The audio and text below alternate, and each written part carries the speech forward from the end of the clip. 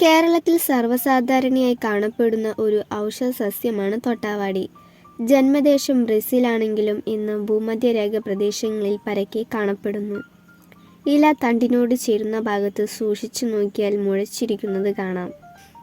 ഈ ഭാഗത്ത് കനം കുറഞ്ഞ കോശഭിത്തിയുള്ള ധാരാളം കോശങ്ങളുണ്ട്. അവ വെള്ളം സ്വീകരിച്ച് വീർത്തിരിക്കുന്നു. വെള്ളം വെളിയിൽ പോയാൽ അവ ചുരുങ്ങുന്നു. തൊട്ടാവാടിയുടെ ഇലകൾ സ്പർശനത്തിനു നേരെ പ്രതികരിക്കും.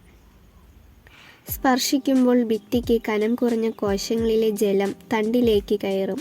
അതിൻ്റെ ഫലമായി കോശങ്ങൾ ചുരുങ്ങി ഉറപ്പുപോയി ചുരുളുന്നു. ഏത് വസ്തു തൊട്ടാലും ഇലകൾ അങ്ങനെ ചുരുളും.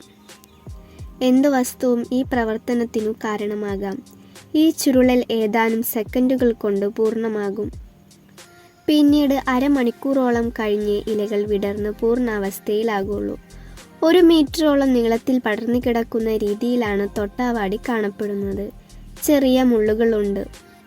നൈസർഗികമായ പരിസ്ഥിതിയിൽ ചതുപ്പ്, മൈതാനം, റോഡ് സൈഡ് എന്നിവിടങ്ങളിൽ കണ്ടുവരുന്നു. ബ്രസീലിൽ നിന്ന് പോർച്ചുഗീസ് ചരക്കുകപ്പലുകളിൽ പല സസ്യങ്ങൾ കൊണ്ടുവന്ന കൂട്ടത്തിൽ അബദ്ധത്തിൽ കയറിപ്പോയതാണെന്ന് കരുതുന്നു. ഒരു അധിനിവേശ സസ്യം കൂടിയാണ് ഇത്. തൊട്ടാവാടി സമൂലമായിട്ടാണ് ഉപയോഗിക്കുന്നത്.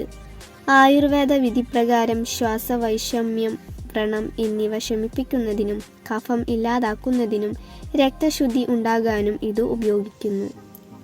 ബാഹ്യവസ്തുക്കളോടുള്ള പ്രതികരണത്തിൻ്റെ വേഗത്തിൽ നിന്ന് തൊട്ടാവാടിയില ഔഷധിമൂല്യം കണ്ടെത്തിയതെന്നു പറയപ്പെടുന്നു. ബാഹ്യവസ്തുക്കളുടെ ഇടപെടൽ മൂലം ഉണ്ടാകുന്ന മിക്ക അലർജികൾക്കും തൊട്ടാവാടി ഒരു ഔഷധമാണ്. തൊട്ടാവാടിയുടെ നീര് കയ്പുള്ളതാണ്. ഇതിൻ്റെ വേരിൽ 10% ടാനിൻ അടങ്ങിയിരിക്കുന്നു.